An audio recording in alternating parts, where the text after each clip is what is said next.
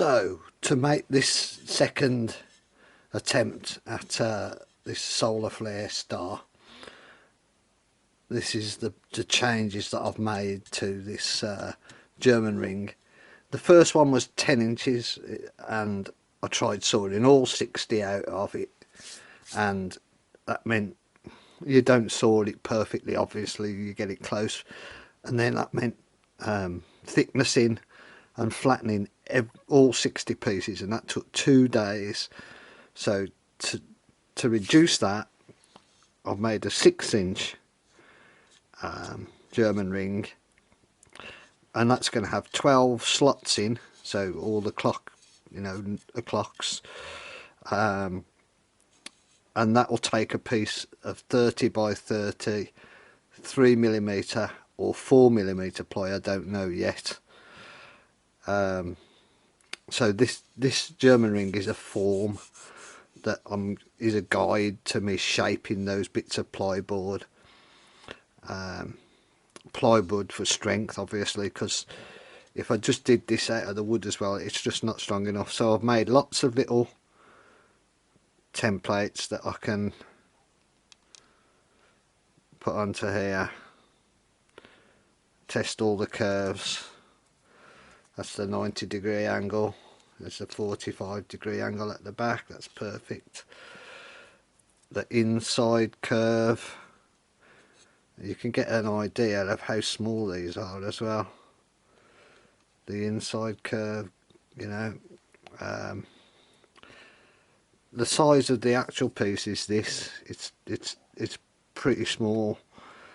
It was twice as big in that first version, so I've made it a lot harder by making it this small. When I've cut a slot, I can use this little jig,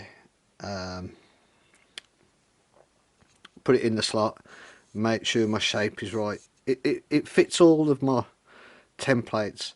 Oh, another thing, the templates, I've started using a bit of blow plastic packaging, that nice plastic, and then draw the template on paper, double-sided tape to that, and cut it out, and it gives you a nice way of doing your templates. Much better than plywood, I think, in my opinion. So the German ring's ready. Oh, something else about it, the tool rest has got all the angles so that I can come in with a skew, and then I can test the angles, make sure that when I follow that line down, that's my angle for that face, and I follow that line down, that's the angle for that face, and so on. So I can check, well, I can A, cut, and B, check that all my lines are correct, that the angles are right on the ends of these tips. The important thing being the spacing of these and the angle of them, and if those two angles are bisected, it meets at a 45-degree angle. So we've got a 45-degree angle there, a 90-degree angle there, and bisected they will meet at a 45-degree angle somewhere in this deep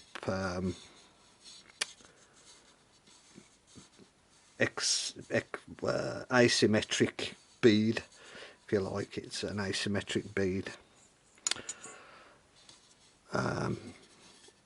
Yeah, so I've took loads of measurements so that I know that that's 85, this is 145, so I've got 30mm of depth. Oh, that little ring in here is 95, so the slots will go right down to that 95. That's 30mm in.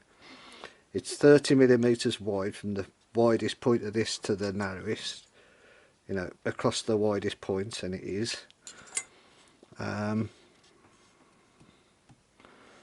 So I've got guides for everything, as many ways of not getting errors that I can think of. I'm trying to build into this.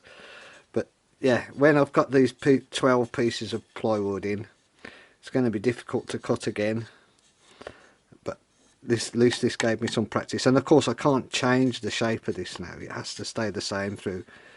If I'm doing 12 at a time, I've got to do 5 sets of 12 to do one sphere.